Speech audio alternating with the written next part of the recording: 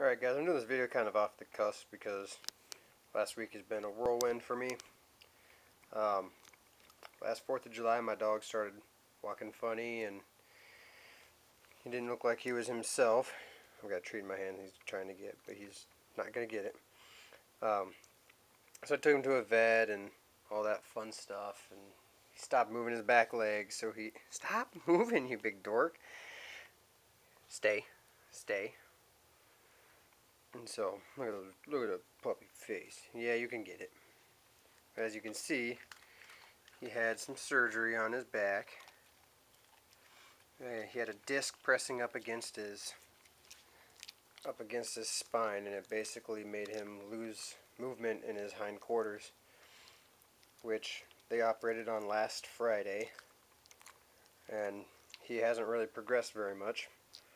So basically my word of advice is, when you're prepping, you got to prep for your animals, and you might have to make some very tough decisions if you can afford to get, you know, a full surgery like I did, which luckily I'd been saving up some money for other purposes, but I would gladly spend them on trying to get my buddy back to normal. There hasn't been much improvement in the last week. His legs are still pretty gimpy. He doesn't use them very much. But these are some things that you have to think about. If you have a dog that you love and he's part of your prep, and then you got to get food, medicine, you know, flea and tick stuff, heartworm. You just got to prepare for them as well, because it's a lot harder to just abandon your dog. I mean, I've had him for 5 years. He's a part of my family. He's not going to be something I just leave behind. He would come with me wherever I go.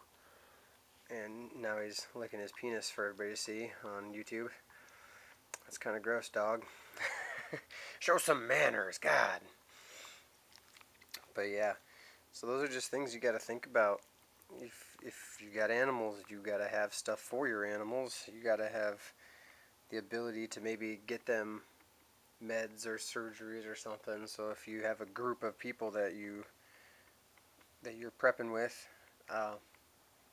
you might want to try and find a veterinarian or somebody who's got some, you know, animal hospital experience or vet tech or something like that, because they could not only help your pets, but if you have livestock and...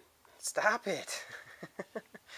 If you have livestock like chickens, cows, you know, horses. If you've got horses, I mean, horses are big, beautiful work animals, and you got to know what you're doing on them.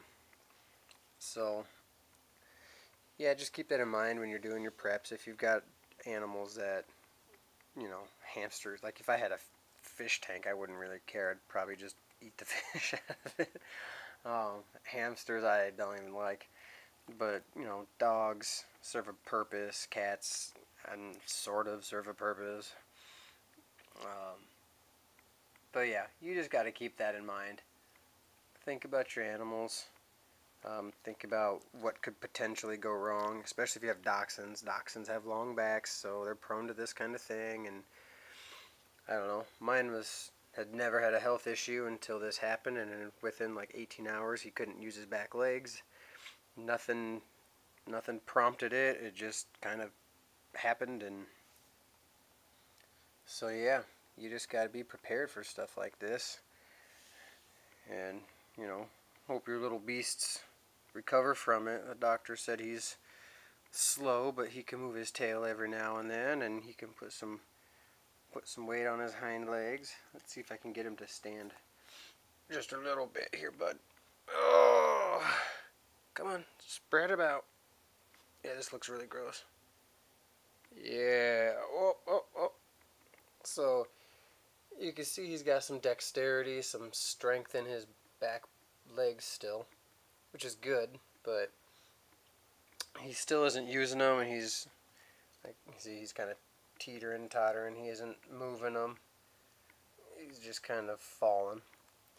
So let's see if I can...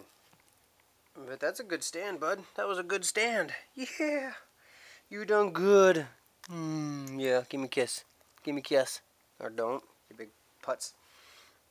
But yeah, prep for the unexpected. I mean, that's what you're doing. And this back surgery was definitely unexpected and unwelcome because I had to go without him for, 5 or basically a full week. I got him back this weekend, and he gets to go back to the rehab center on Monday, and I'll be gone from him for another 4 or 5 days.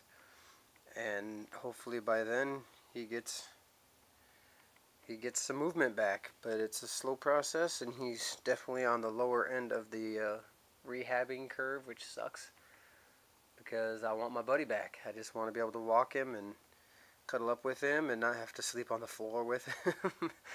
um, so yeah, like I said about a dozen times already, prep for the unexpected. I mean, that's what you're doing.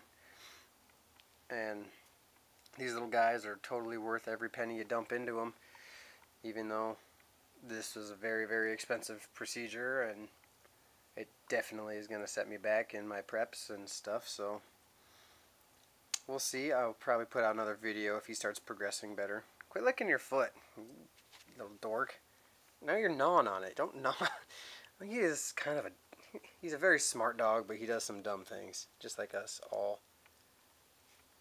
Okay, I don't know what he's doing. Anyways, I'm going to end this video because it's like 6.5 minutes, and most people lose their attention span after about 4.5. So, alright. Thanks for watching. Prep for your animals, prep for yourself, prep for your family, prep for friends. And you guys all have a good, safe weekend. Or week, I guess, since it's Sunday. Oh well. See ya.